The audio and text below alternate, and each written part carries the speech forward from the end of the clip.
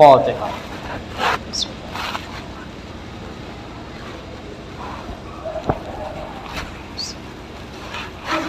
صراط الذین انعمت علیہم غیر المغضوب علیہم۔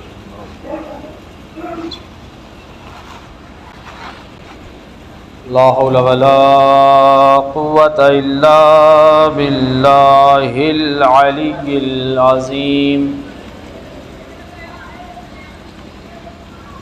اعوذ باللہ من الشیطان الرجیم، بسم اللہ الرحمن الرحیم۔ الحمد للہ رب العالمین والعاقبۃ للمتقین والجنۃ للموحدین والنار للعاصین، والصلاة والسلام علی اشرف الانبیاء والمرسلین، سیدنا و نبینا و شفیع ذنوبنا و طبیب نفوسنا مولانا ابی القاسم محمد وعلى آلہ الطیبین الطاہرین المعصومین المظلومین المنتجبین المنتخبین، لا سیما حجت اللہ علی عرضہ امام زماننا ھذا عجل اللہ تعالی فرجہ الشریف، اللہم صل علی محمد ولعنۃ اللہ علی اعدائہم اجمعین، اما بعد فقد قال النبی صلی اللہ علیہ وآلہ وسلم، بسم اللہ الرحمن الرحیم، ان الحسین مصباح الہدی وسفینۃ النجات۔ صلوات پڑھیں محمد۔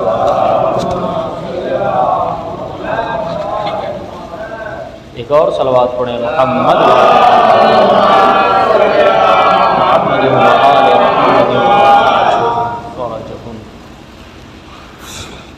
صلوات میں بار بار اس لیے پڑھواتا ہوں تاکہ اس کی اہمیت کو سمجھیں۔ بہت سارے کام امور ہوتے ہیں کہ آدمی چلا کے کر لیتا ہے جو نہیں کرنا چاہیے، جس کو کرنا چاہیے وہ ہم سے ہوتا نہیں ہے۔ آپ دیکھ لیں، ابھی کوئی چھوٹی سی بات ہو، دھیرے سے کام بن سکتا ہو، تب بھی ہم چلا کے بولتے ہیں، اور جس چیز کو باقاعدہ ناپا جاتا ہے کہ کتنا بولا، کیسا بولا، اسی حساب سے ثواب ملتا ہے، اس میں ہم بالکل کنجوسی کرتے ہیں۔ اب تو پڑھ دیں صلوات محمد و آل محمد پر۔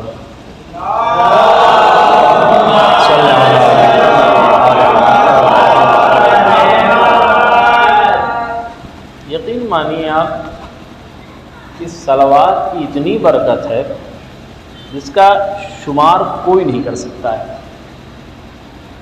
ایک فرشتہ جسے کائنات کی ہر شے کے بارے میں علم ہے، اس نے کہا کہ جو کچھ ہوتا ہے وہ سب مجھے معلوم ہے، کیونکہ میرا کام ہی ہے شمار کرنا، میں ہر چیز کو شمار کر لیتا ہوں۔ تو پوچھا کوئی چیز ایسی ہے کہ تو شمار نہیں کر پاتا ہے؟ اس نے کہا کہ ہاں، دو چیزیں ایسی ہیں جس کو میں شمار نہیں کر سکتا، ہر چیز کا شمار اس کے پاس ہے۔ اس نے یہاں تک لکھا کہ آسمان سے کتنی بارشیں کی بوندیں آتی ہیں وہ بھی میرے شمار میں ہے، آسمان سے کتنی بوندیں گرتی ہیں اس کو بھی میں شمار کر لیتا ہوں کہ آج اتنی بوندیں گری ہیں۔ اب آپ بتائیں کتنا زبردست ان کا میتھ ہوگا جو بوندوں کو شمار کر لیتے ہوں کہ کتنی اگر بارش اپنے پہ آ جائے تو کتنی تیز، لیکن وہ کہتے ہیں کہ ایک ایک بوند کا شمار میرے رجسٹر میں موجود ہے، میں سب کو رکھتا ہوں۔ اب کوئی چیز تو ایسی ہوگی جو تم شمار نہیں کر سکتے، کہ ہاں دو چیزیں ایسی ہیں جس کو میں شمار نہیں کر پایا۔ کا ایک چیز وہ ہے کہ جب اللہ نے عذاب نازل کیا، طوفان نوح آیا، میں نے ہر قطرات کا شمار کیا ہے، لیکن طوفان نوح میں آنے والے پانی کا شمار میں نہیں کر سکا۔ کہ اللہ نے کتنا پانی دیا، چونکہ زمین و آسمان ہر طرف سے ایسا پانی ابل رہا تھا کہ تندور جل رہا ہے، اس میں سے پانی نکل آیا۔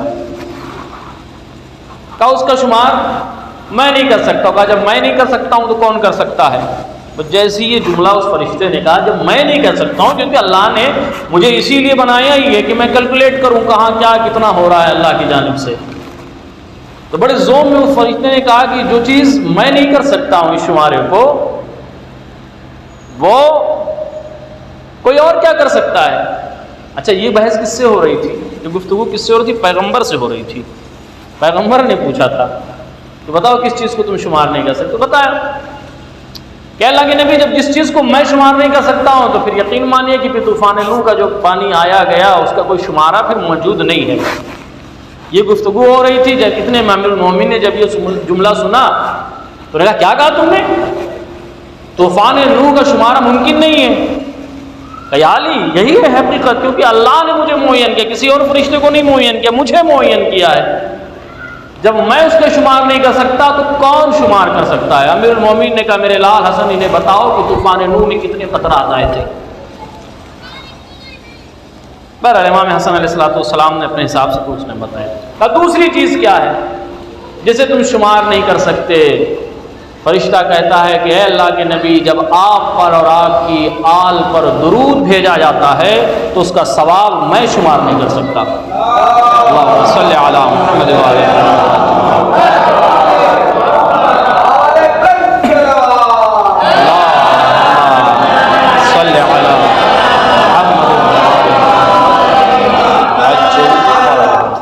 جب کوئی مشکل آن پڑے، جب دماغ آپ کا ہمارا معاف ہو جائے، سمجھ میں نہیں آئے کہ اب کیا کریں، دنیا بھاگنے لگتی ہے ادھر ادھر کی، کہیں سے کوئی دعا مل جائے، کہیں سے کوئی تعویذ مل جائے، کہیں سے کچھ مل جائے تاکہ مسئلہ آسان ہو جائے۔ ایک آسان سا نسخہ بتائے دے رہا ہوں، زندگی میں اسے تجربے میں لا کے دیکھیے گا۔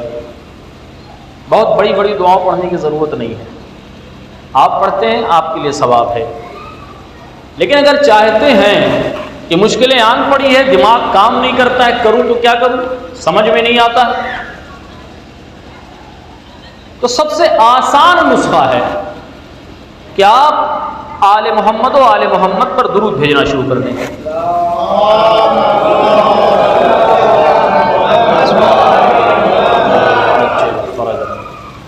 آپ دیکھیے یقیناً اتنی تیزی سے کام ہوتا ہے، بس یقین ہونا چاہیے ہمیں، صدق دل کے ساتھ ہم یہ کام شروع کر دیں، یہ عمل شروع کر دیں جتنا ممکن ہو، اور یہاں تک ہے کہ جب آپ خالی بیٹھیں آل محمد کو درود بھیجتے رہیے۔ کہ یہ ایک ایسا عمل ہے، اور آپ جانیں ہم مجلس آتے ہیں، مجلس میں کون کون شریک ہوتا ہے آپ کے ساتھ؟ جتنے افراد ہیں یہ شریک ہیں، اس کے علاوہ عقیدتاً جو روایتاً آیا کہ معصومین علیہ السلام بھی شریک ہوتے ہیں، بس اتنا ہی۔ اور آگے اگر آپ بڑھ جائیے تو ممکن ہے کہ کوئی نبی بھی کبھی شریک ہو جاتا ہو، کوئی وصی بھی شریک ہو جاتا ہو، اجازت مل جائے گا۔ لیکن ایک عبادت ایسی ہے کہ جس میں اللہ شریک ہوتا ہے۔ ایک عبادت، نماز آپ پڑھتے ہیں، آپ پڑھتے ہیں، آپ کے ساتھ اللہ نماز نہیں پڑھتا، کیونکہ وہ پڑھ بھی نہیں سکتا ہے، کیونکہ وہ خود خدا ہے۔ ہم جو عمل کرتے ہیں، روزہ رکھتے ہیں، ہم کرتے ہیں، اللہ اس میں شریک نہیں ہے۔ آپ دنیا کی جتنی نیکیاں سوچ سکتے ہیں سوچ لیجئے، اس میں اللہ نہیں شریک ہے۔ لیکن یہ واحد عبادت ہے آل محمد کا درود، کہ قرآن کہتا ہے ان اللہ وملائکتہ یصلون علی النبی، اللہ اور اس کے ملائکہ نبی پر درود بھیجتے ہیں۔ یعنی یہ ایک واحد عبادت کائنات کی ایسی ہے جس میں آپ درود جب بھیجتے ہیں تو آپ کے ساتھ ملائکہ بھی شامل ہو جاتے ہیں، اللہ بھی شامل ہو جاتا ہے۔ صلوات پڑھیں محمد والے، اللہم صلی علی محمد۔ یہ واحد عبادت ہے جس میں پروردگار اپنے بندوں کے ساتھ شریک ہو جاتا ہے۔ اب اس کے بعد دیکھیں جس کے بہت ہی زیادہ سرکار پر اور ان کی آل پر درود بھیجنے کے بہت ہی زیادہ ثواب کے ساتھ ساتھ فائدے بھی ہیں، اپنے ذاتی فائدے ہیں۔ ایک صحیح واقعہ بالکل حقیقت میں، مثالی نہیں ہے کہ مثال کے طور پر پیش کیا جائے، حقیقی واقعہ ہے پاکستان کا۔ ایک غریب، اور خود اس نے انٹرویو اپنا دیا تھا ٹی وی پہ، ایک غریب ٹھیلا لگاتا تھا، چاول وغیرہ اس پہ جو ہے لا کے بیچتا تھا۔ اللہ نے اسے بیٹیاں نوازی، بیٹا نہیں تھا، بیٹیاں نوازی، لیکن تربیت اس نے بہت اچھے انداز میں، بہترین انداز میں تربیت دی۔ اور حقیقت یہی ہے کہ اگر اولاد لائق دار ہو، چاہے بیٹی ہی کیوں نہ ہو، اس بیٹے سے کہیں زیادہ افضل ہے جو نالائق ہو۔ اللہ نے کسی کو ہزاروں اولاد دے دے لیکن نالائق نکل جائے تو پھر ایسی اولاد، جناب نوح کو اللہ نے اولاد دی، نالائق نکل گیا، کس کام کی وہ اولاد؟ لیکن اگر لائق دار اولاد ہو تو پھر ایسے ماں باپ کو فخر کرنا چاہیے۔ اب وہ اپنا کام یوں ہی کرتا تھا کہ ٹھیلے پہ لگاتا تھا اور چاول وغیرہ بیچا کرتا تھا۔ دھیرے دھیرے لڑکیاں بڑی ہونے لگی، اور جب لڑکیاں بڑی ہونے لگی تو بہرحال ماں باپ جو ہے ذہنی اعتبار سے پھر پریشان ہونے لگتے ہیں کہ اب کہیں کوئی اچھا رشتہ مل جاتا، شادی ہو جاتی، چین و سکون کے ساتھ بیٹیاں رکھتی۔ اب اسی انداز میں یہ سوچتا رہا کہ کسی طرح سے کوئی اچھا، چونکہ غربت بھی مانے ہیں، کہتے ہیں جب غریبی ہوتی ہے تو انسان ٹھیک ہے وہاں لڑکا بہت اچھا ہے لیکن ان کا اسٹیٹس ہم سے ہائی ہے، رشتہ بھیجنے میں بھی ڈر لگتا ہے کہیں ڈانٹ نہ دیں کہ اپنی اوقات دیکھو آئے ہو رشتہ بھیجنے کے لیے۔ وہ اسی کشمکش میں تھا کہ ایک مرتبہ وہ کہتا ہے کہ جہاں میں لگاتا تھا وہاں کا ایک بہترین انسان جس کے پاس دولت کا انبار تھا، ایک مرتبہ اس نے کہا السلام علیکم۔ وعلیکم السلام۔ کہ بھائی ایک بات کرنی ہے آپ سے۔ کریے، کیا بات ہے؟ کہ اللہ نے آپ کو 2 بیٹیاں دی ہیں، مجھے 2 بیٹے دیے ہیں، میں چاہتا ہوں کہ آپ اپنی بیٹیوں کی شادی میرے بیٹوں سے کر دیں۔ اب ایک مرتبہ وہ آدمی جو 5,000 10,000 15,000 میں اپنی زندگی گزار رہا تھا، اس کے سامنے ایک ارب پتی آگے کہتا ہے کہ آپ اپنی بیٹیوں کی شادی مجھ سے کر دیں، ویسے ہی دماغ خراب ہو جاتا ہے، ارے اتنا بڑا آدمی میری بیٹیوں کا رشتہ مانگ رہا ہے۔ اور ماں باپ ایسے وقت پہ ہچکچاتے ہیں، ہچکچانے بھی لگتے ہیں کہ بھئی ہمارا ان کا اسٹیٹس جو ہے صحیح نہیں، کہیں ایسا نہ ہو چند دن کے بعد معاملہ خراب ہو جائے۔ اس نے یہ بات کہی، میں چاہتا ہوں کہ میرے بیٹوں کی شادی، میرے 2 بیٹے اللہ نے دیے ہیں، دونوں کی شادی آپ کی دونوں بیٹیوں سے کر دینا چاہتا ہوں۔ اس نے کہا دیکھیے صاحب میری اکیلے کی بیٹی تو ہے نہیں، میں اپنی بیوی سے مشورہ کروں گا۔ یہ وقتی ٹالنے کے طور پہ اس نے کہا میں اپنی بیوی سے مشورہ کروں گا، اس کے بعد میں آپ کو جواب دوں گا، کیونکہ وہ اسی میں حیرت زدہ تھا کہ وہ اتنا بڑا آدمی اور رشتہ ازدواج کے لیے ہم سے کہہ رہا ہے، جبکہ اس کے اسٹیٹس کے لوگ بہت سارے موجود ہیں، بیٹیاں موجود ہیں لوگوں کے پاس، وہاں کہیں شادی کر سکتا تھا۔ لیکن اس نے کہا کہ نہیں بھائی، میں چاہتا ہوں کہ آپ کی بیٹیوں سے اپنے بیٹوں کی شادی کر دوں۔ بہرحال اس نے کہہ دیا، یہ آئے گھر میں تذکرہ کیا اس کا، کیسا سا معاملہ پیش آیا ہے، آپ کیا کہتی ہیں؟ زوجہ نے کہا کہ بھائی وہ لوگ تو بہرحال ظاہری طور پر ٹھیک ٹھاک لوگ ہیں، نیک لوگ ہیں، تو شادی کرنے میں تو کوئی قباحت نہیں ہے، اگر انہوں نے خود کہا ہے تو بھی شادی کرنے میں کوئی قباحت نہیں ہے، آپ ایسا کیجیے ان سے ہاں کہہ دیجیے۔ ہاں کہہ دیا،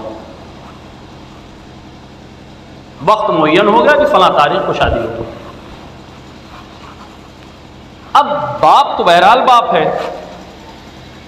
جو تھوڑی سی پونجی میں گھر کا خرچہ چلا رہا تھا، اب اچانک اگر 2 بیٹیوں کی ایک ساتھ شادی آن پڑے تو ایک بہت بڑی مشکل اس کے ساتھ تھی۔ اب وہ اسی پریشانی میں کہ پیسے کا انتظام کہاں سے ہوگا، شادی کیسے ہوگی، کس صورت میں ہوگی۔ بھائی ٹھیک ہے اتنا بڑا آدمی ہے، ہم اسے بہت زیادہ کچھ نہیں دے سکتے ہیں، لیکن کم سے کم کچھ تو دیں، ورنہ دنیا یہ کہے گی کہ بھائی اتنے بڑے آدمی نے کہا تو کم سے کم ان کی غیرت تو گوارا کرتی کہ کچھ تو دے دیتے، بھلے ہی سے وہ کچھ نہیں مانگتے۔ وہ بیچارہ بڑا پریشان رہنے لگا، بہت زیادہ پریشان رہنے لگا، اور دکان پہ حاضر ہوتا اپنا ٹھیلا لے کے، لیکن ذہنی طور پہ وہ حاضر نہیں رہتا تھا۔ اسی پریشانی میں اس کے دنوں رات گزر رہے تھے کہ ایک مرتبہ دکان پہ ایک شخص آیا، السلام علیکم۔ وعلیکم السلام۔ کہ بھائی آپ سے چند لمحے ملاقات چاہتا ہوں۔ کہ ٹھیک ہے بتائیے. کہ یہاں نہیں, میں آپ کے گھر پہ آپ کے ساتھ بیٹھ کے چائے پینا چاہتا ہوں. تو مومن آدمی تھا, شریف آدمی تھا, تو کیسے ٹھکرا دیتا کہ بھیا چائے نہیں, ہم تو اپنا کام کرنے آئے گا. اچھا ٹھیک ہے بھیا, اس نے اپنا سنبھالا امالا لے کے چل. اس نے حقیقی واقعہ باقاعدہ طور پر ٹی وی پہ اپنا انٹرویو دیا, پوری کہانی اپنی بتائی جو اس کے حالات بدلے. اب وہ گئے, گھر میں داخل ہوا, وہ شخص بیٹھا. اچھا ٹھیک ہے میں چائے کا نہیں, بیٹھیے, چائے وائے تو بہانا تھا, آپ سے گفتگو کرنی تھی بس.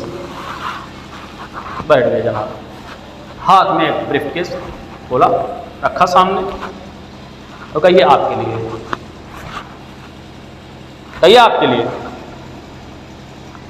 دیکھا ایک بڑی رقم اس میں موجود ہے, وہ حیرت ہے, بھائی آپ کون ہیں, اتنی بڑی رقم آپ مجھے کیوں دے رہے ہیں, کہاں سے آئے آپ, ہمارے ایریے کے بھی نہیں لگ رہے ہیں آپ, میں آپ کو جانتا پہچانتا بھی نہیں ہوں, اتنی بڑی رقم آپ مجھے کیوں دے رہے ہیں. آپ رکھیے اسے, ہم سب آپ کو بتائیں گے کیوں دے رہے ہیں, کون ہوں میں, لیکن آپ یہ بتائیے کہ آپ اپنی زندگی میں کون سا عمل صالح کرتے ہیں.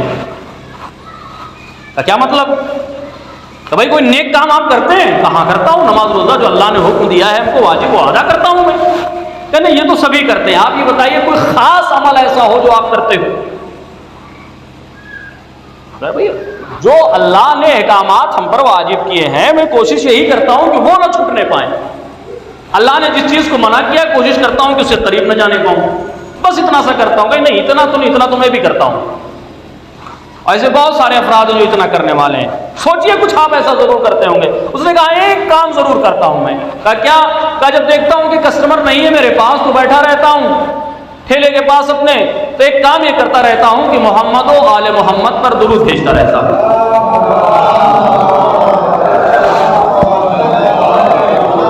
کہیں ذوات مقدسہ پر درود بھیجتا رہتا ہوں. بس اس نے کہا اچھا یہی وجہ ہے, کہا کہ میں اپنے کام کاج سے مشغول میں تھا, جب فراغت پا کے میں اپنے بستر پہ آئے تو ایک مرتبہ خود تاجدار مدینہ میرے خواب میں آئے اور کہا کہ تمہیں اتنی دولت ہم نے عطا کی ہے, جاؤ میرے ایک محب کو اس دولت میں سے اس کا حق دے دو. وہ کہتے ہیں کہ ایک دن خواب ایسا آیا, میں نے کہا کہ ٹھیک ہے ہوگا کوئی, اب کہاں سے تلاش کروں اس کو, یہ خواب سمجھ کے انہوں نے چھوڑ دیا. دوسرے دن پھر خواب میں آئے, اب یہ تھوڑا سا پریشان ہوا, میرے محب کو دیکھ کے آؤ, لیکن اب یہ پریشان ہے کہ وہ محب ہے کون. کیا تیسرے دن جب ختمی مرتبہ دوسرے خواب میں آئے تو اس کو نام تک بتایا, پتہ تک بتایا, اور یہاں تک بتایا کہ کتنی رقم دینی ہے. اس نے کہا آپ کھول کر گن لیجئے, یہ خود سید سرکار نے ہم کو حکم دیا تھا کہ کم از کم اسے 20 لاکھ روپے لے جا کر دے دیا جائے. آپ اندازہ لگائیں کہ اس ثواب جو سرکار آل محمد پر ہم درود بھیجتے ہیں جو دنیا میں وہ عطا کرتے کرتے آخرت میں بھی عطا کریں گے. اللہم صلی علی محمد و آل محمد. اللہم صلی علی محمد و آل محمد. اب ایک کامیابی کا ایک سب سے بہترین نسخہ ہمارے سامنے جو چھوٹے چھوٹے بچے ہیں, طالب علم بھی ہوں گے, پڑھتے بھی ہوں گے, ان کے لیے بھی ہے. ذہن کام نہ کر رہا ہو, کوئی چیز یاد کر رہے ہو, یاد نہ ہو رہا ہو, 3 مرتبہ کم از کم محمد و آل محمد پر درود بھیجیے, اس کے بعد پڑھنا شروع کیجیے. پھر آپ دیکھیے کہ کس اعتبار سے آپ کی مدد. وجہ اس کی کہ جیسے ہی ان پر درود بھیجا جائے گا شیطان کا دخل ختم ہو جائے گا. صلی علی محمد و آل محمد. اکثر ہوتا ہے نا بھئی بچہ ہمارا ذہین نہیں ہے, کبھی کبھی آدمی پریشان, بہت یاد کرتا ہوں لیکن یاد ہی نہیں ہوتا ہے. یہ تجربہ کر کے دیکھ لیجئے گا, یہ تجربہ کر کے دیکھیے آپ کی کسی کام میں رکاوٹ پیدا ہو رہی ہو, حلال کام رکاوٹ پیدا ہو رہی ہو, سرکار اور ان کی آل پر آپ درود پڑھ کے دیکھیے, ساری مشکلیں آسان ہو جائیں گی. ساری مشکلیں, کیونکہ روایات بھری پڑی ہوئی ہے, روایات بھری پڑی ہوئی ہے کہ محمد و آل محمد, یہاں تک کہ روایات یہاں تک ملتی ہے کہ انسان بس اس کیفیت میں تھا کہ سمندر میں اس کی کشتی ڈوب جائے, سمندر میں اس کی کشتی ڈوب جائے, یہاں تک کہ بالکل سے کشتی تھپیڑے کھا رہی تھی، اب اور تب میں ڈوبی۔ اس نے کہا کہ اب تو کوئی بچانے والا نہیں ہے، چلو مرتے مرتے سرکار ان کی حال پہ درود بھیجتے ہیں۔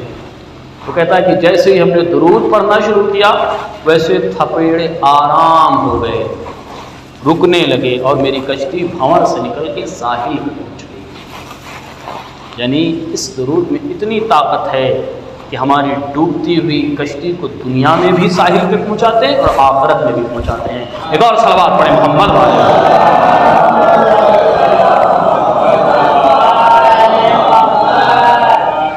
حسین کشتی نجات ہے، کشتی نجات ہے اور ہدایت کے چراغ ہیں۔ جس کو ہدایت چاہیے وہ حسین تک آئے، جسے نجات چاہیے وہ مولا حسین تک آئے۔ امام سے جب پوچھا گیا کہ مولا آپ بھی کشتی ہیں وہ بھی کشتی ہیں، وہ بھی نجات دیتے ہیں آپ بھی نجات دیتے ہیں، امام نے فرمایا ہم بھی نجات دیتے ہیں وہ بھی نجات دیتے ہیں، لیکن امام حسین اسرع ہیں، سب سے تیز نجات دینے والے ہیں۔ امام حسین علیہ السلام سب سے تیز نجات دینے والے ہیں، بس امام کی بارگاہ سے متصل ہونے کی ضرورت ہے، امام کی بارگاہ سے متصل ہونے کی ضرورت ہے۔ جب آداب و اطوار، طور طریقے جب تک ہم نہیں سیکھیں گے اس بارگاہ سے متصل ہونے کے، تب تک ہمارا بیڑا پار نہیں ہو سکتا ہے۔ ورنہ آپ دیکھیں، تاریخ اٹھا کے دیکھیں کہ ایسے ایسے چاہنے والے امام کے، جناب بہلول کا نام سنا ہے؟ ان کا نام بہلول نہیں تھا، ان کا نام وہب تھا، وہب بن عامر، بہلول کے نام سے یہ مشہور ہو گئے۔ بہت ہی دانا شخصیت، لیکن یہ لوگ اس حد تک دیوانے تھے۔ تین ان کے ایسے دوست تھے اس وقت جو امام کے شدت کے ساتھ، خاص کر کے امام موسیٰ کاظم علیہ السلام، امام جعفر صادق کا دور، امام موسیٰ کاظم کا دور، اور اس کے بعد امام رضا کا دور، یہ ائمہ معصومین علیہ السلام، خود امام حسین علیہ السلام اور دیگر ائمہ معصومین علیہ السلام کو تو آپ دور چھوڑیے، ان کے چاہنے والوں سے اگر آپ متمسک ہو جائیں تو نجات مل جاتی ہے۔ یہی جناب بہلول لانا، جن کو بہلول کہا گیا، ظاہری طور پر یہ دیوانے نہیں تھے، لیکن جب ان کو ہارون رشید نے کہا کہ آپ کو جو ہے، چونکہ ذہین تو تھے ہی، آپ کو قاضی شرح بنا دیا جائے گا، آپ فیصلہ کریں گے، تو اس فیصلے سے وہ بچنا چاہتے تھے کہ بھیا جتنے آ رہے ہیں سب ظالم حکومت ہے، اگر ہم نے کہیں صحیح فیصلہ کیا تو گردن پہ تلوار چلنے لگی، تو انہوں نے بچنے کے لیے امام موسیٰ کاظم اس وقت قید میں تھے۔ ایک واحد راستہ تھا، ایک چھوٹا سا جنگلہ تھا، اس پہ امام سے انہوں نے اپنا حال لکھ کے بھیجا کہ مولا یہ مسئلہ پیش آیا، بتائیے آپ کیا کرو۔ امام نے مٹی کی ٹھیکری پہ جیم بنا کے پھینک دیا، صرف جیم بنا کے۔ یہ معرفت تھی کہ جیم سے پورا مقصد سمجھ گئے امام کا۔ ہم اور آپ ہوتے تو الجھے رہتے، بھیا یہ کیا ہے، ہم نے سوال کا جواب مانگا تھا، امام نے صرف جیم لکھ کے بھیج دیا ہے۔ لیکن جیسے ہی وہ جیم پہنچا، تین دوست تھے، جناب بہلول، ان کے علاوہ دو دوست اور تھے، ان تینوں کے گردنوں پہ تلوار تھی، موقع ڈھونڈ رہی تھی حکومت کہ کسی طرح سے یہ لوگ کچھ ایسا کر جائیں معاملہ ختم ہو جائے گا، کہ یہی لوگ سب سے بڑے چاہنے والے، اور تینوں کا جواب امام نے جیم دیا، تینوں کا جواب امام نے جیم دیا۔ دیکھا جناب بہلول، دیکھے مسکرائے، کہا میرا جواب مل گیا، دوسرے دوست کو دے دی، ٹھیک دیکھو تمہارا جواب ہے کہ نہیں، اس نے دیکھا کہ ہاں میرا بھی جواب ہے اس میں، تیسرے دوست کو دیا، انہوں نے اس مٹی کے ٹھیکری کو دیکھا، اس میں میرا بھی جواب موجود ہے۔ اب آپ ذرا اندازہ لگائیں کتنے حد تک معرفت رکھتے تھے کہ ایک لفظ جیم سے تینوں لوگوں نے اپنے اپنے جواب کو پا لیا۔ امام ہماری سنتے بھی ہیں، ہمیں جواب بھی دیتے ہیں، بس ہماری معرفت یہ ہے کہ ہم امام کے جواب کو پہچان نہیں پاتے ہیں، ہم اس منزل پہ نہیں پہنچے ہیں کہ ہم امام کے جواب کو پہچان سکیں۔ جناب بہلول اور ان کے دوسرے ساتھیوں نے، ایک نے جیم سے مراد جبل لیا، یعنی یہ جگہ چھوڑ کے کسی پہاڑوں پہ جا کے بسو، دوسرے نے اس جیم سے ڈیلا وطن لیا، کہا یہ ایریا ہی چھوڑ دو، ہجرت کر کے چلے جاؤ۔ جناب بہلول نے جیم سے جنون لیا، دیوانگی لی، اور اس کے بعد سے جناب بہلول نے ایک عصا اٹھایا اور کہنے لگے یہ میرا گھوڑا ہے، میں اس پہ تکیہ کرتا ہوں، میں اس پہ سواری کرتا ہوں، اور اس کے بعد انہوں نے بالکل پاگلوں جیسی حرکتیں کرنا شروع کر دی، پاگلوں جیسی یہ حرکتیں کرنے لگے۔ اب آپ دیکھیں کہ کس حد تک یہ حرکتیں کرنے لگے، لیکن لڑکے بچے ان کا کام ہے نا پاگل دکھ گئے تو اس کے بعد پاگل جیسے ڈھیلے اٹھا کے پتھر اٹھا کے مارنا شروع کر دیا، مارتے، لیکن کبھی انہوں نے پلٹ کے حملہ نہیں کیا، پلٹ کے جواب نہیں دیا۔ قسم خدا کہ جناب بہلول سے یہ سوال کیا کہ انہوں نے کتنا حسین جواب دیا۔ کسی نے آگے کہا بہلول جو جانتے تھے یہ لڑکے تمہیں پتھر مارتے ہیں، کبھی کبھی کچھ لوگوں کی بعض غلطیاں ایسے بھی معاف کر سکتے ہیں۔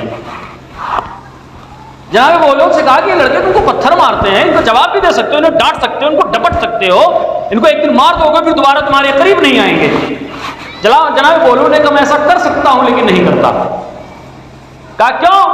کہا اس لیے کہ ابھی زندہ ہوں تو یہ لوگ مار رہے ہیں، کل جب یہ لوگ جوان ہوں گے اور میں مر چکا ہوں گا تو کہیں گے ایک بہلول تھا، اللہ اس پر رحمت نازل کرے، ہم اسے پتھر مارتے تھے لیکن پھر بھی وہ ہمیں کوئی جواب نہیں دیتا تھا۔ کہا ان کے اسی اقوال کی بنا پر، ان کے اسی کہنے کی بنا پر ممکن ہے کہ میری مغفرت ہو جائے، کہ اللہ ان پر رحمت نازل کرے۔ بہرحال جناب بہلول تھے ایسے بیٹھے ہوئے تھے، ایک جہاں پہ بیٹھے ہوئے تھے، ایک شخص آیا۔ جہاں آپ دیکھیے کہ اگر کبھی کسی سے مشورہ لینا ہو، کبھی کسی سے سوال کرنا ہو تو حد ادب ضروری ہے، تہذیب ضروری ہے۔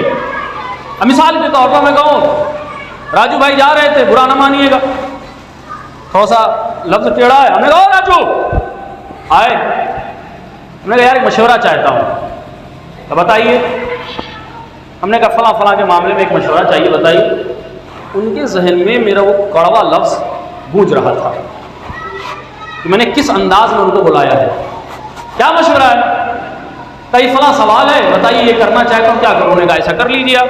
اب جب ایسا کرنے گئے تو پتہ چلا نقصان ہی نقصان۔ ہم نے کہا یار راجو آپ کو تو میں عقل مند سمجھتا تھا، یہ کون؟ ویسے ہی جناب بہلول کے سامنے پیش آیا۔ آپ دیکھیں کہ یہ امام حسین علیہ السلام اور دیگر ان کے دیوانے کس انداز میں ہوتے ہیں، اہل بیت کے چاہنے والے کس انداز میں، کہ اگر ہم ان کو سمجھ لے جائیں تو ہمیں نجات مل جائے گی۔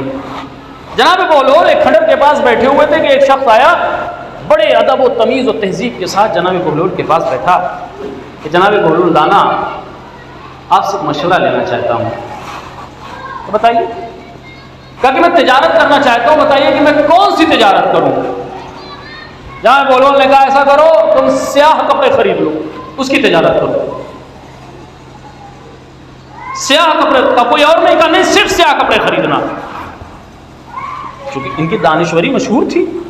فوراً اس نے کہا ٹھیک ہے، اپنی ساری جمع پونجی اس نے جہاں کہیں جس دکان پہ سیاہ کپڑے تھے سب خرید کر رکھ لیا اس نے۔ چند دنوں کے بعد جہاں وہ رہتا تھا، جس علاقے کا تھا، وہاں کا ایک امیر انتقال کر گیا۔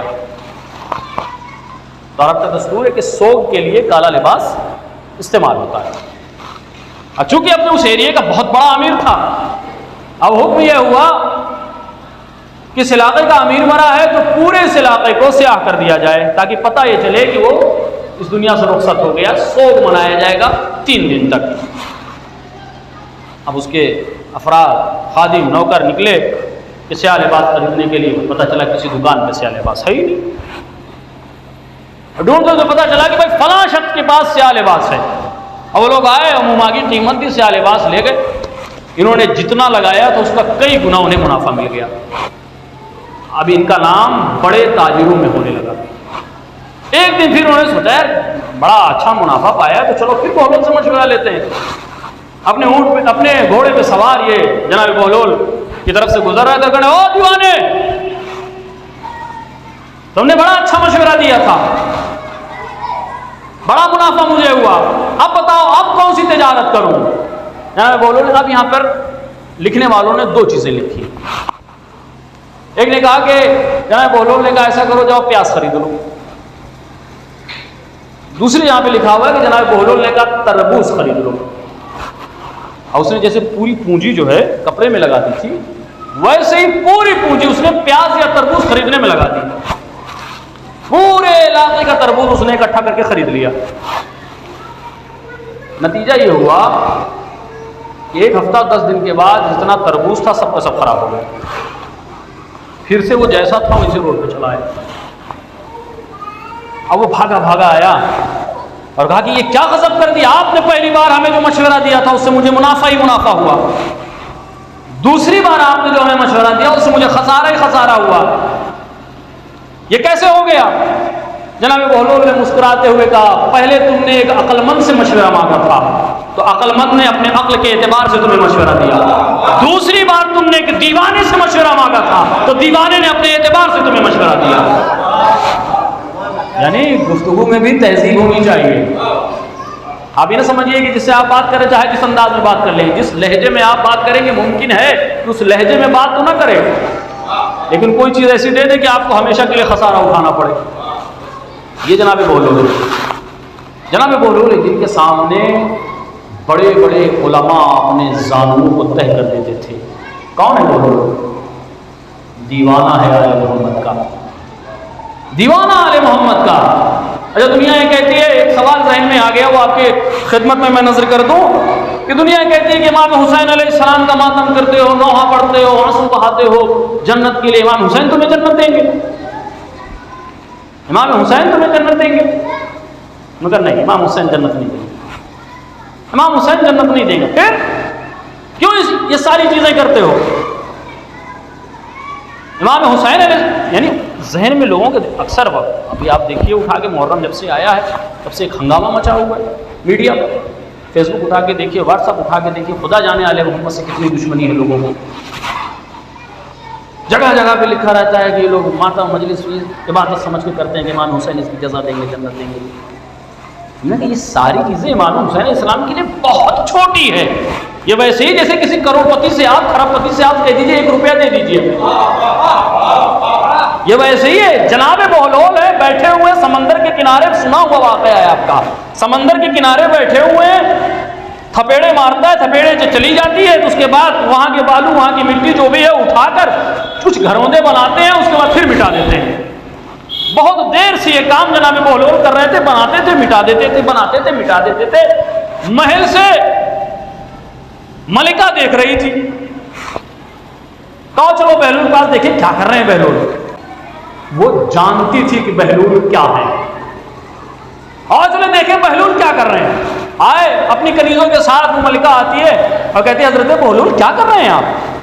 میں بڑی دیر سے دیکھ رہی ہوں کہ آپ کچھ بناتے ہیں اس کے بعد پھر مٹا دیتے ہیں، پھر بناتے ہیں پھر مٹا دیتے ہیں۔ تو جناب بہلول نے کہا میں جنت بنا رہا ہوں، میں جنت بنا رہا ہوں۔ وہ ملکہ ہوشیار تھی، فوراً پوچھتی ہے یہ بتاؤ بناتے ہو تو بیچتے بھی ہو؟ جنت بناتے ہو تو بیچتے بھی ہو؟ جناب بہلول نے کہا ہاں بیچ دوں گا۔ کتنے میں؟ کہا 3 درہم میں۔ ابھی ملکہ کے لیے 3 درہم کیا تھا؟ کنیز اپنے کا بہلول کو 3 درہم دے دو، دے کے چلی گئی۔ ہارون رشید اس منظر کا گواہ تھا، اس نے کہا کیا بے وقوفی کی ہے، بہلول کی مدد کرنی تھی تو ایسے ہی دے دیتے، جنت خرید کے تم چلی آئی ہو، مٹی کے گھروں سے بنا کے وہ، اور جنت۔ اب ذرا اندازہ لگائیں، بہلول کہہ رہے کہ میں جنت بیچ رہا ہوں، جنت بنا رہا ہوں، کتنی بار مٹایا، کتنی بار بنایا، کتنی جنتیں یوں ہی جناب بہلول نے۔ اچھا ہارون رشید یہ کہے ہوئے کہ اپنا سو گیا۔ آپ اٹھا کے دیکھیے گا بہلول دانہ پوری کتاب ہے، جہاں تک ہو سکا مصنف نے اس کو یکجا کیا ہے، ہم نے پوری بہلول دانہ پہ ایک طویل کتاب لکھی گئی۔ اچھا یہ خرید لی جنت، چلے آئے۔ اس پورے منظر کو ہارون رشید دیکھ رہا تھا۔ رات ہوئی، سویا، خواب میں جنت دیکھی اس نے، خواب میں جنت دیکھی، دیکھا کہ اس کی بیوی کا نام ایک محل پہ لکھا ہوا ہے۔ اس نے کہا میری بیوی کا ہے تو لاؤ چلو داخل ہوتے ہیں۔ جیسے داخل ہونا چاہتا تھا فوراً دربار نے روکا، کہا نہیں جا سکتے۔ ارے بھائی میری بیوی کا ہے، تو یہ سب دنیا میں چلتا ہے، یہاں جس کا نام لکھا ہے بس وہی جائے گا۔ دربار نے اس کو دھکا دیا، آنکھ کھل گئی اس کی، فوراً اٹھا اپنے خدام کو بلایا، کہ بہلول ڈھونڈو، بہلول نہیں ملے۔ دوسرے دن پھر صبح اسے ساحل پہ جناب بہلول نظر آئے، پھر وہی کام کر رہے ہیں، بنا رہے ہیں بگاڑ رہے ہیں، بنا رہے ہیں بگاڑ رہے ہیں۔ اب چونکہ دیکھ چکا تھا نا، آیا بہلول کیا کر رہے ہو؟ کہ جنت بنا رہا ہوں۔ بیچو گے؟ کہاں بیچنے کے لیے بیٹھا ہوں۔ कितने में इस चक्कर में थे कि 3 दिरहम में बिक जाएगी जन्नत, मैं भी खरीद लूंगा। कितने में बेचोगे? कहा तुम्हारी पूरी सल्तनत। कहा तुम्हारी पूरी सल्तनत। अच्छा बेवकूफ था वो, जब देख चुका था तो दे देता पूरी सल्तनत। एक मर्तबा कहता है कि बहलोल क्या कह रहे हो, अभी कल तुमने मेरी बीवी को 3 दिरहम में जन्नत बेची है, आज तुम कह रहे हो पूरी सल्तनत। जनाब बहलोल ने मुस्कुरा के कहा था उसने खरीदा था बगैर देखे, तुम देख के आए हो। उसने खरीदा था बगैर देखे, तुम देख के आए हो। ये जनाब बहलोल, अब अंदाजा लगाए इनके दीवाने ऐसे हैं। तुम कहते हो कि इमाम हुसैन जन्नत देंगे कि नहीं, बहलोल से मिल लो वो तुम्हें जन्नत दे देंगे। इमाम हुसैन तो बहुत बड़ी बात है, इमाम के चाहने वालों से अगर मुतमस्सिक हो जाए तो ये खेलते खेलते तुम्हें जन्नत पहुंचा देंगे। यही जनाब बहलोल है। अब चूंकि तस्करा हो गया तो बहरहाल अब दूसरे मौजू की तरफ न जाते हुए एक वाकया और जनाब बहलोल का, बड़ा हसीन वाकया है और इसी में हमारे लिए नसीहत भी है। जनाब बहलोल बैठे हुए हैं, एक शख्स आलिम फाजिल जिनका नाम जुनैद था, बगदाद के बड़े उलमा में इनका शुमार होता था, वाज़ व नसीहत करते थे बड़े बड़े मजमों को। अपने इलाके से निकलकर हज़रत बहलोल के इलाके की तरफ जा रहे थे कि अपने शागिर्दों से कहा यही कहीं बहलोल भी रहा करते हैं। कहाँ मिलेंगे, उनसे मुलाकात करेंगे। जनाब वाला उनसे क्या मुलाकात करेंगे, वो दीवाना आदमी। आप इतने बड़े आलिम दीन, आप बोलता मैं मुलाकात चाहता हूँ, ढूंढो कहाँ है जनाब बहलोल। अब ढूंढा गया तो एक खंडर में बैठे हुए थे, अपने आसा को लिए हुए, उसको घोड़ा बनाए हुए गए। अस्सलाम वालेकुम रहमतुल्लाह। जनाब बहलोल ने वैसे ही बड़ी मुस्कुराहट के साथ जवाब दिया, कौन? जनाब बोल कौन? कि मैं जुनैद बगदादी हूँ। जनाब बहलोल ने सर उठाया, देखा कि अच्छा वही जुनैद जो लोगों को वाज़ व नसीहत किया करता है। कहा जी सरकार आप जानते हैं कहाँ।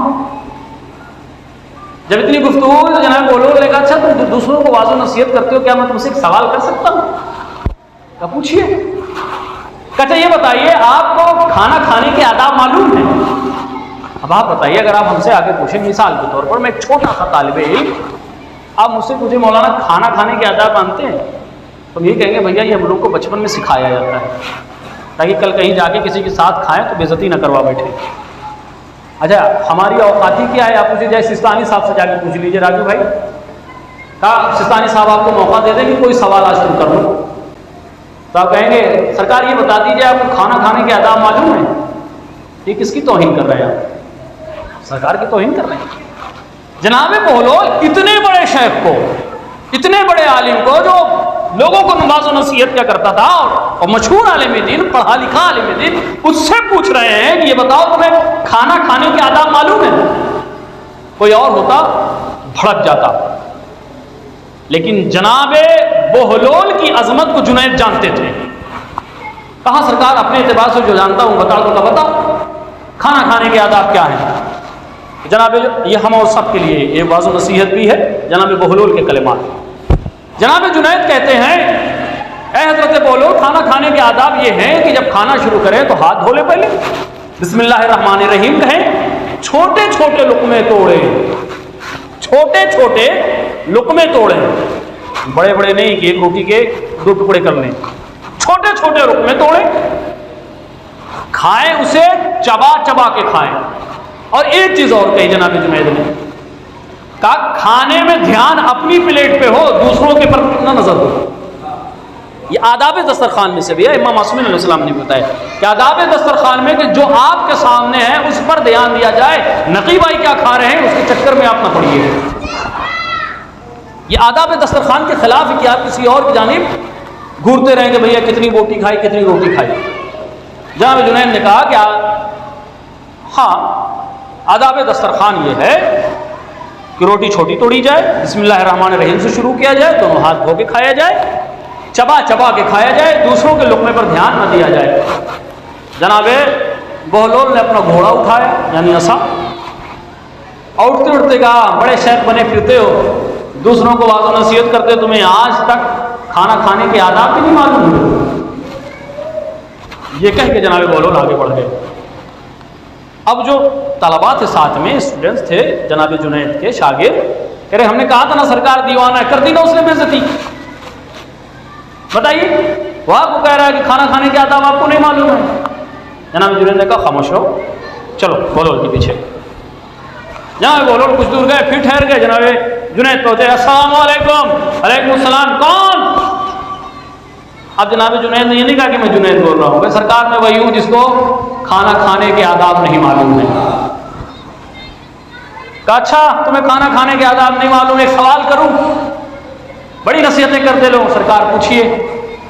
کہ یہ بتاؤ بولنے کے آداب تمہیں معلوم ہے؟ کہ سرکار جتنا معلوم اتنا بتائے دے رہا ہوں. کہ بتاؤ. کہ بولنے کے آداب یہ ہے کہ انسان جب کسی سے گفتگو کرے تو نرمی کے ساتھ کرے، دھیرے لہجے میں گفتگو کرے، چلا کے نہیں کہ لڑائی کر رہا ہے، نرمی کے ساتھ گفتگو کرے. اور جناب جنید کہتے ہیں جتنے کی ضرورت ہو اتنا ہی بولے، زیادہ نہ بولے، کم بولے. اور یہ سوال جو جناب بہلول نے کیا ہے اور جناب جنید جو جواب دے رہے، یہی سوال، بالکل یہی سوال جناب سلمان سے کسی نے پوچھا تھا. اے سلمان، تم نبی کے صحابی ہو، بڑا اٹھنا بیٹھنا تمہارا حضرت علی کے ساتھ رہا ہے. آج تمہارا امتحان لیتا ہوں کہ دیکھتا ہوں ان بارگاہوں سے کچھ تم نے سیکھا بھی ہے کہ نہیں سیکھا ہے. اور پوچھو کیا پوچھنا چاہتے ہو، جو سیکھا ہے اس کا جواب دوں گا. کہ سلمان یہ بتاؤ کہ ایک انسان کو کتنا بولنا چاہیے، لمٹ بتاؤ، ایک انسان کو کتنا بولنا چاہیے؟ بہت بولنے جاتے ہیں ہم لوگ، کتنا بولنا چاہیے؟ جناب سلمان نے مسکرا کے کہا کہ بھائی حق تو یہ بنتا ہے کہ انسان کا، جناب سلمان جواب دے رہے ہیں، اس بات کو غور کیجیے گا. جناب سلمان کہہ رہے ہیں کہ حق تو یہ بولتا ہے انسان کا کہ وہ چپ رہے، خاموش رہے، نہ بولے. جناب سلمان کہہ رہے ہیں کہ انسان کا حق یہ بنتا ہے، سلمان کتنا بولنا چاہیے؟ کہ حق یہ بنتا ہے کہ انسان خاموش رہے، نہ بولے. لیکن جناب سلمان اگر اسی پہ رک گئے ہوتے تو مسئلہ بڑا الجھ کے رہ جاتا ہے. اس کا مطلب کہ آدمی منہ سلا لے. آپ فرماتے ہیں لیکن جب علی کی بات ہو تو خاموش نہ رہے. یہ جناب سلمان. اب جناب جنید سے پوچھا جناب بولول نے، بتاؤ بولنے کے آداب تمہیں معلوم ہے؟ جناب جنید نے کہا کہ جتنا معلوم بتاتا ہوں. انسان کو چاہیے کہ کم بولے، نرمی سے بولے، لہجہ بہت سخت نہ ہو، آرام سے بولے تاکہ سننے والوں کے کو پریشانی نہ ہو. چلو کچھ افراد آپ نے دیکھا ہوں کہ ایسے گفتگو کرتے ہیں جیسا لگ رہا ہے بھی لڑائی کر رہے ہیں، جبکہ وہ گفتگو ہی کرتے ہیں. لیکن اب جناب جنید نے جب یہ جواب دیا، جناب بولول نے پھر اپنا عصا اٹھایا اور کہا بڑا سب کو واضح نصیحت کرتے آتے ہو، آج تک تمہیں بولنے کے بھی آداب نہیں معلوم ہوئے. یہ کہہ کے پھر جناب بولول آگے بڑھ گئے. اب پھر شاگردوں نے کہا سرکار مان جائیے، آپ کتنی بے عزتی کروائیں گے، کتنی اپنی توہین کروائیں گے آپ. یہ آپ کو کہہ رہے ہیں کہ آپ کو بولنا نہیں آتا ہے، آپ کو کھانا نہیں آتا، اس کے آداب نہیں معلوم ہے. جناب جنید نے کہا چلو چلتے ہیں. پھر بولول کے پاس پھر آئے، السلام علیکم. علیکم السلام. کون؟ کہ سرکار میں وہی ہوں جسے نہ بولنا آتا ہے نہ جسے کھانے کے آداب معلوم ہے. اچھا بیٹھو جنید. ایک سوال کروں جنید، پوچھیے سرکار. کہیں بتاؤ سونے کے آداب معلوم ہے تمہیں؟ سونے کے آداب تمہیں معلوم ہے؟ جناب جنید نے نہیں کہا مجھے معلوم، کہا جتنا معلوم اتنا بتایا دیتا ہوں میں آپ کو. کہ بتاؤ. اب جو روایات میں موجود تھا سونے کے آداب میں، کہا کہ سونے کے آداب میں سے یہ ہے کہ انسان عشاء کے بعد جب فارغ ہو جائے تو یہ دعا پڑھے گا اور اس کے بعد کھانا پینا کھا کے اپنا دعائیں اور عبادتیں اور ریاضتیں کرتے کرتے سو جائے. جہاں بولول نے کہا بڑے واضح نصیحت کرتے پھرتے ہو، تمہیں سونے تک کے آداب نہیں معلوم ہے. یہ کہہ کہ بولول اٹھنا چاہتے تھے، جنید نے دامن پکڑ لیا. سرکار مجھے بولنا نہیں آتا، اس کے آداب مجھے نہیں معلوم، مجھے کھانے کے آداب نہیں معلوم، مجھے سونے کے آداب نہیں معلوم. جب مجھے نہیں معلوم تو آپ پر واجب ہے کہ مجھے بتائیے، آپ پر واجب ہے کہ مجھے بتائیے. جہاں بولول نے کہا اچھا پوچھتے تو بتا دیتا ہوں. کہ جنید جو کچھ تم نے بتایا وہ صحیح ہے، لیکن یہ فرع ہے، اصل نہیں.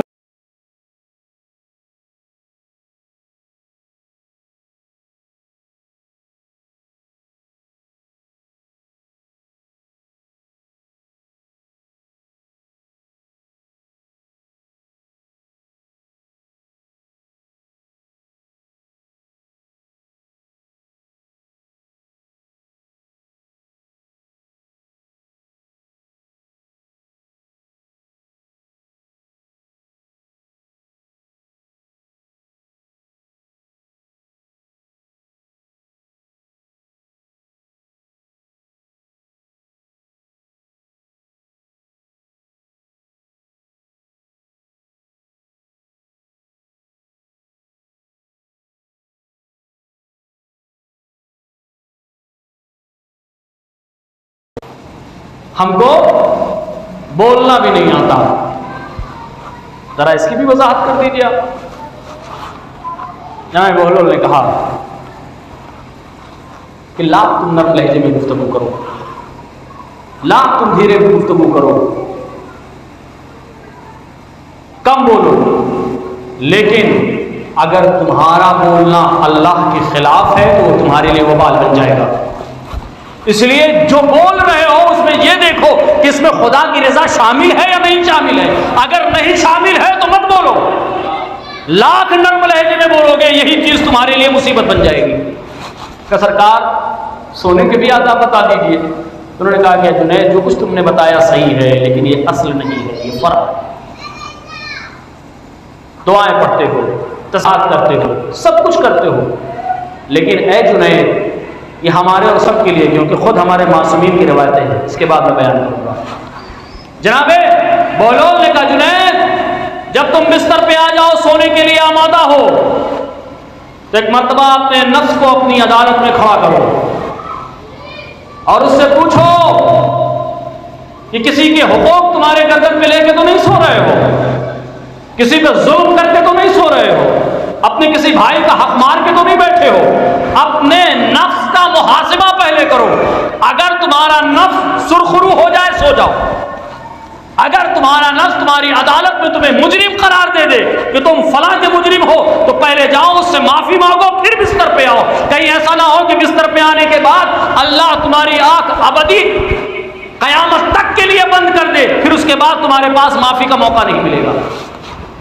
جناب جنید نے کہا آپ نے جو کچھ کہا وہ سچ کہا. بہلول حضرت بہلول کا سونے کے آداب یہ ہیں کہ اپنے نفس کا محاسبہ کرو. امام فرماتے ہیں خصوصی طور پر امام جعفر صادق و امام رضا علیہ الصلوۃ والسلام فرماتے ہیں اللہم صلی علی محمد، آپ فرماتے ہیں کہ وہ میرا چاہنے والا ہو ہی نہیں سکتا ہے کہ جو بستر پہ جائے اور سو جائے اور محاسبہ نفس نہ کرے، اپنے نفس کو کٹے گرے میں کھڑا نہ کرے، سوال و جواب نہ کرے کہ اس نے کیا کیا ہے. جناب بہلول نے کیا کہا؟ پوچھو اپنے نفس سے تم نے کیا کیا ہے. آج جب سے آنکھ کھلی ہے تب سے اب تک تم نے کون کون سے کام انجام دیے. امام فرماتے ہیں اگر تمہارے نامہ اعمال میں نیکیاں موجود ہیں سو جاؤ، لیکن اگر برائیاں موجود ہیں تو اپنے رب کی بارگاہ میں بیٹھ جاؤ تو وہ استغفار کرو. اور جن کے حقوق تمہارے گردنوں میں موجود ہیں پہلے ان حقوق کو ادا کرو پھر بستر پہ آؤ سونے کے لیے. یہ سونے کے آداب ہے. سونے کے آداب، کھانے کے آداب، حرام اور حلال کی تمیز کی جائے. بولنے کے آداب، وہی بولو جس میں تمہارا رب تم سے راضی ہو، اس سے زیادہ نہ بولا جائے. سونے کے آداب، محاسبہ نفس کیا جائے، پوچھا جائے کہ ہم نے کیا غلط کیا ہے کیا صحیح کیا ہے. نفس اجازت دے دے سونے کی تو سو جاؤ، یعنی تم نے کوئی جرم نہیں کیا، لیکن اگر جرم ہے تو اس جرم کی معافی کے بغیر نہ سونا. یہ جناب بہلول کا درس ہے. اب اندازہ لگائیں کہ یہ بہلول جو ائمہ علیہ السلام کے دیوانے، ان حضرات کی جب یہ کیفیت ہے تو ائمہ کی زندگی کیسے؟ شاید یہی وجہ ہے کہ شب عاشور حر نے اپنے آپ کو اپنی عدالت میں کھڑا کیا تھا. حضرت حر نے اپنے آپ کو اپنی عدالت میں کھڑا کیا اور اپنے آپ سے سوال کیا حر تم کیا کر رہے ہو؟ یہ ایک محاسبہ نفس ہے کہ لمحے میں انسان کو جہنم سے جنت کی طرف بھیج سکتا ہے. حر کیا کر رہے ہو تم؟ ظاہری منصب دولت اور حکومت کے لیے تم اپنے ابدی زندگی کو خطرے میں ڈال رہے ہو. اے حر کہ تمہارے پاس چند لمحے ایسے موجود ہیں کہ اگر تم فیصلہ کر لو تو جن جا سکتے ہو. ایک طرف دولت ہی دولت تھی، ایک طرف منصب ہی منصب تھا، دوسری طرف تلوار تھی، نیزے تھے، تیرے تھی، لیکن ابدی سکون تھا، جنت تھی، کامیابی تھی. حضرت حر نے اپنے آپ کو جب محاسبہ کیا ہے تو انہوں نے پایا کہ میں جہنم کی جانب جا رہا ہوں، تب فوراً جناب حر نے اسی وقت فیصلہ کر لیا کہ انسان جہنم جانے کے لیے نہیں آیا ہے، اس ایک لمحے کے فیصلے نے کل تک جو حور تھے وہ حضرت حور بن گئے، فوراً ارادہ کیا کہ اب یہاں ہم نہیں رہ سکتے۔ تاریخ نے لکھا جناب حور خیمے میں ہے، جسم لرز رہا ہے اپنی خطاؤں کو یاد کر کے کہ میں نے کتنی بڑی بڑی غلطیاں کی ہیں، میں ذمہ دار ہوں فاطمہ کے لال کو یہاں لے کر آیا ہوں، میں اس کا ذمہ دار ہوں کہ آج حسین پر پانی بند ہے، میں ذمہ دار ہوں کہ حسین کے بچے الکش کی صدا بلند کر رہے ہیں۔ لیکن حر کے ذہن میں ایک چیز اور ہے، ہم میں سے آپ میں سے کوئی ہوتا اور حر معافی مانگنے، یا کوئی ایسا ہوتا جو معافی مانگنے آتا، کبھی ہم معاف نہیں کر سکتے تھے۔ کیوں؟ اس لیے کہ اتنا بڑا کام انجام دیا، صرف امام حسین نہیں بلکہ پورے گھر بار کی داؤں پہ لگی ہوئی تھی۔ لیکن حضرت حر کے ذہن میں یہ چیز موجود تھی کہ حسین عام انسان نہیں، حسین کریم ہے، حسین معاف کر دیں گے۔ اسی امید میں جناب حر اپنے خیمے میں موجود ہیں، یقیناً میں حسین کے پاس جاؤں گا، آقا کے پاس جاؤں گا، معافی مانگوں گا۔ خیمے میں موجود حضرت حر۔ اب تاریخ نے یہ لکھا کہ حضرت حر کے بھائی یا ان کا بیٹا، لیکن معتبر جو روایت ہے کہ ان کا بیٹا آیا۔ جب جناب حر کو لرزتے ہوئے دیکھا، کانپتے ہوئے دیکھا، ایک مرتبہ حیرت میں حضرت حر کا بیٹا کہتا، بابا کسی جنگ میں آپ کو ہم نے اس کیفیت میں نہیں دیکھا ہے، بابا آپ عرب کے نامی پہلوانوں میں سے ہیں، بابا آپ کے نام سے لوگ کانپتے ہیں، آج عجب کیفیت ہے آپ کی، آپ کا جسم لرز رہا ہے، بابا آپ کس سے ڈر گئے؟ آپ باز سے ڈر رہے ہیں؟ بابا آپ علی اکبر سے ڈر رہے ہیں؟ بابا آپ موت سے گھبرا رہے ہیں؟ ایک مرتبہ حضرت حر نے کہا، نہیں بیٹا ایسی بات نہیں ہے، میں موت سے نہیں گھبرا رہا۔ بابا پھر یہ کیفیت آپ کے کیوں ہے؟ ہاتھ کو پکڑائے جناب حر نے، کہ میرے ساتھ چلو۔ آئے، کچھ دور چلے، کہا بیٹا کان لگا کے آواز سنو۔ حر کے بیٹے نے آواز سنی، کہا بابا ایک عجب آواز آ رہی ہے۔ کہا میرے لال کون سی آواز ہے؟ کہا بابا ایسا لگتا ہے کہ چند چھوٹے چھوٹے بچے کہہ رہے التش التش، ہائے پیاس مارے ڈال رہی۔ جناب حر نے کہا یہ وہی آواز ہے جو حر کو تڑپا رہی ہے، جو حر کو پریشان کر رہی ہے کہ کس منہ سے حسین کے پاس جاؤ۔ بابا ارادہ کیا ہے؟ کہ میرے لال میں چاہتا ہوں کہ میں آقا حسین کے قدموں میں جاؤں اور معافی مانگوں۔ جناب حسین کا بیٹا کہتا بابا میں بھی آپ کے ساتھ چلوں گا۔ میرے لال بالکل چلو۔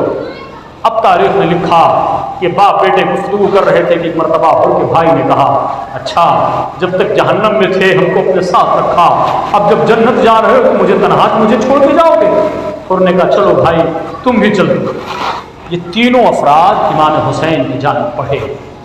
اب تاریخ نے لکھا کہ امام حسین اپنے صحابیوں سے گفتگو کر رہے تھے کہ اچانک امام حسین علیہ السلام نے کہا، علی اکبر اٹھو، جاؤ میرا بھائی آ رہا ہے، اس کا بیٹا آ رہا ہے، اس کے بیٹے کا استقبال کرو۔ علی اکبر اٹھے۔ ایک مرتبہ عباس جری سے بھی حسین مظلوم نے کہا، عباس تم بھی اٹھو، میرے بھائی کا بھائی آ رہا ہے، تم اس کا استقبال کرو۔ عباس و علی اکبر چلے، پیچھے پیچھے حسین مظلوم بھی آ رہے تھے۔ ایک مرتبہ حر جس کیفیت میں چلا، اس کیفیت کا عالم یہ ہے کہ حضرت حر نے اپنے بیٹے سے کہا تھا، میرے دونوں ہاتھوں کو باندھ دو، میرے آنکھوں کو پٹی باندھ دو، تاکہ میں حسین کی نگاہ سے نگاہ نہ ملا سکوں، مجھے اس انداز میں لے چلو جیسے کہ مجرم اپنے آقا کے سامنے جا رہا ہو۔ حضرت حر چلے اپنے بیٹے اور بھائی کے ساتھ۔ جب کچھ دور چلے تو ایک مرتبہ حر کے بیٹے نے کہا، اللہ اکبر۔ حضرت حر نے پوچھا، میرے لال کہ تم نے نعرہ تکبیر کیوں بلند کی؟ کہا بابا مجھے دور سے علی اکبر نظر آ رہے ہیں، بابا مجھے دور سے علی اکبر نظر آ رہے ہیں۔ کچھ دور چلے تھے، ایک مرتبہ پھر کہا، اللہ اکبر۔ میرے لال آپ تم نے نعرہ تکبیر کیوں بلند کی؟ کہا بابا مجھے دور سے عباس جری بھی آتے ہوئے نظر آ رہے ہیں۔ کچھ دور اور چلے تھے، ایک مرتبہ حر کے بیٹے نے پھر کہا، اللہ اکبر۔ میرے لال اب تم نے تکبیر کیوں بلند کی؟ ایک مرتبہ حر کا بیٹا کہتا ہے، بابا اب خود حسین مظلوم آ رہے ہیں۔ ایک مرتبہ حر جری نے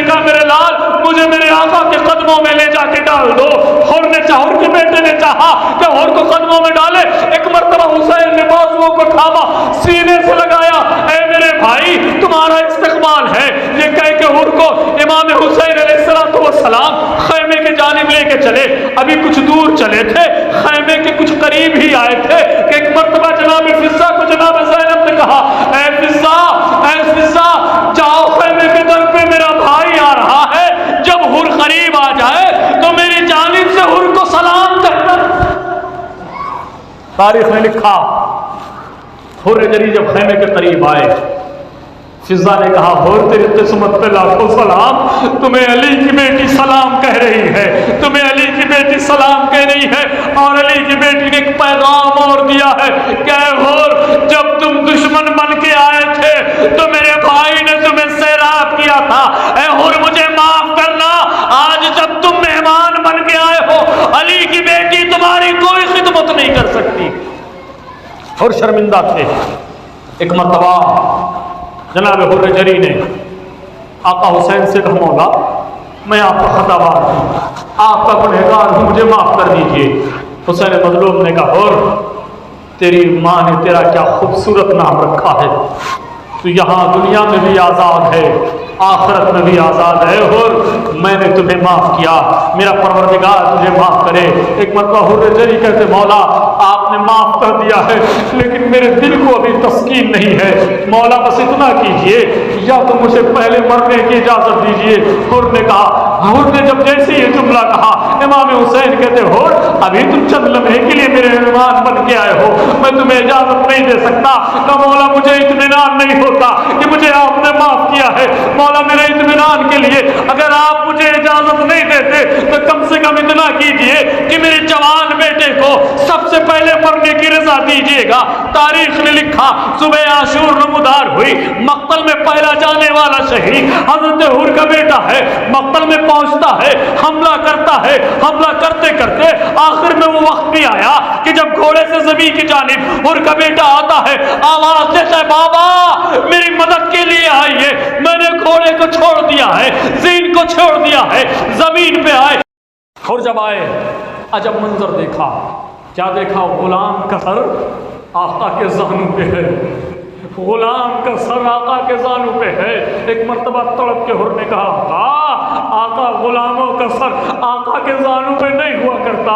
یہ کہہ کے حضرت حر اپنے بیٹے کا جنازہ اٹھانا چاہتے ہیں، حسین نے ہاتھ کو تھام لیا۔ حر کیا غضب کر رہے ہو؟ ارے بوڑھا باپ جوان کا جنازہ نہیں اٹھاتا، اے حر بوڑھا باپ جوان کا جنازہ نہیں اٹھاتا۔